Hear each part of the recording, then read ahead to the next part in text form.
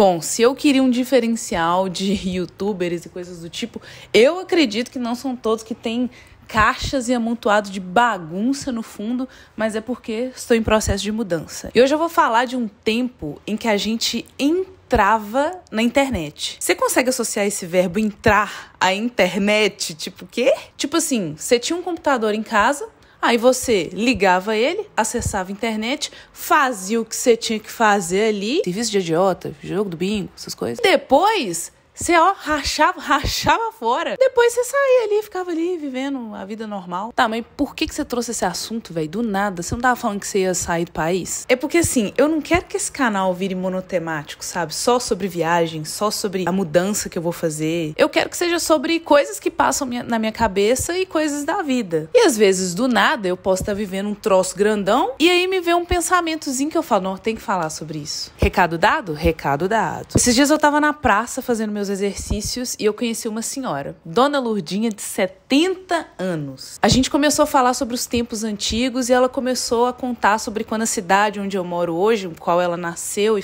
cresceu, quando tudo era mato. Ela me falou sobre o tempo em que as pessoas passavam mais tempo fazendo coisas, brincando, trabalhando, criando, plantando. E óbvio que, como uma pessoa mais velha, não podia faltar a frase: não, nesse tempo não tinha essas porcariadas, negócio de celular, não. E aí me veio até a dúvida na cabeça: cara, o que eu fazia antes de ter acesso à internet o tempo todo? O que eu fazia na época em que a gente entrava na internet, fazia o que precisava fazer e saía? O que eu fazia nos tempos em que tinha muito ócio? E a pergunta mais difícil de se responder: por que naquela época o tédio ele era um pouquinho mais confortável do que hoje? Hoje, por mais que eu deteste admitir isso, quando eu fico um longo período de tempo sem o telefone, me dá uma sensação um pouquinho esquisita. É como se às vezes por algum motivo eu estivesse perdendo alguma coisa, é como se eu tivesse com mais tempo de ócio. Porque antes do celular, o tempo livre era livre mesmo. A gente não sentia esse desespero de preencher esse tempo, esse ócio com alguma coisa. Só que o tédio, ele faz parte da vida.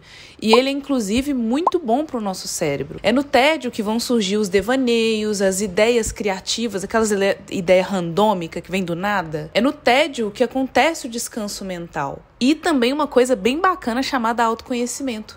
Que no tédio, você vai fazer o quê? Você vai pensar no quê? Sem querer, sua cabeça vai te levar pra sua vida. Você vai pensar na sua vida sim, rapaz. Por que você acha que antigamente a gente tinha ótimos pensadores, filósofos, cientistas, inventores? Cara, tinha uma profissão chamada inventor. A gente tinha muito artista, musicista, criações, obras de arte, invenções absurdas antigamente. É porque naquela época a gente não tinha tanta facilidade para acessar as coisas. Nem tinha internet, né, primeiramente. Mas a gente tinha menos modernização das coisas, a gente tinha menos acesso ao entretenimento. Então o povo ficava num absoluto tédio. Só que esse tédio, que é o nada pra fazer, é o momento perfeito pro seu corpo e pro seu cérebro processar emoções, processar as referências que você viu ao longo do dia e organizar em pastinhas. E adivinha o que acontece com tudo isso junto? Você tem novas ideias. Só que a vida agora, ela tem um contorno completamente diferente. Tem o trabalho, o lazer e o descanso, que é você ficar vendo Reels no telefone. Ou olhando qualquer coisa no celular que seja. Ou seja,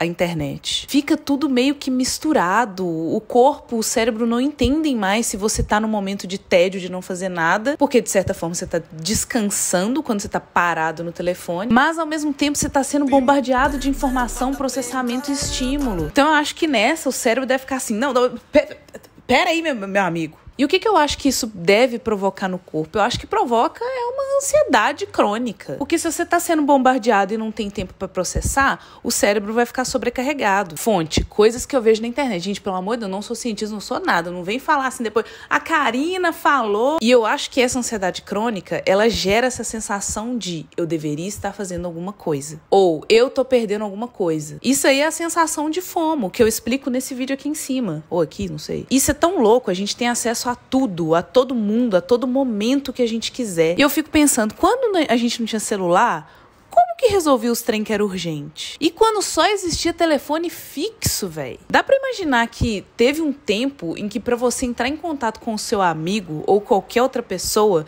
você tinha que esperar ela estar em casa, ou então você tinha que esperar até o momento que ela entrasse na internet? E outra coisa, em telefone fixo, pessoas ficavam horas no telefone fixo conversando, ou seja, o pessoal ficava mais de boa, não tava fazendo coisa o tempo todo, tava em casa, velho. Antigamente, pensa só, pra marcar um rolê, você encontrava a galera e falava, galera, dia tal, pra fazer isso e aquilo. E as pessoas simplesmente esperavam 10, 20 dias, uma semana, pra chegar nesse rolê e simplesmente ir, sem ficar naquela coisa de confirmando. E aí, gente, vai rolar mesmo? Vai acontecer? E eu acho que até as taxas de desistência de rolê provavelmente deviam ser menores antigamente, viu? Porque eu acho que era tanto trampo pra conseguir avisar uma pessoa que daí dificultava o processo de inventar uma desculpas. E, cara, não é querendo pagar de saudosista, não, mas é louco pensar que não tem tanto tempo assim que a gente era diferente, que a gente agia diferente, que até o funcionamento do nosso cérebro era diferente. A vida era diferente, basicamente. E não tem nada a ver, a gente não era menos feliz ou talvez menos ocupado. É como se a gente vivesse uma vida mais presente, sabe, mais real, dos negócios que tá ali de fato acontecendo, não numa tela, não na internet. Era seguindo o ritmo normal da vida e convivendo aqui, ó, de boaça, sextou com o ócio, que é uma coisa normal na vida da gente. Bom, eu tenho mania de falar que o que vai causar o colapso da sociedade vai ser esse rolê de rede social. Tipo, uma sensação de que essas coisas vão acabar com a gente. Mas, Karina, peraí, quem que faz essas coisas funcionarem? É a gente. Essas coisas, elas vão sempre estar lá, de qualquer forma. Então, talvez a solução seja a gente aprender a usar essa coisa. É a gente, às vezes, aprender a entrar e sair da internet. Igual eu tô aqui metendo pau na internet. Onde é que eu tô postando esse vídeo? Ah, hipocrisia. Mas é aquele negócio de dar uma segurada, sabe? Não precisa ser o tempo todo ali, ó, tal.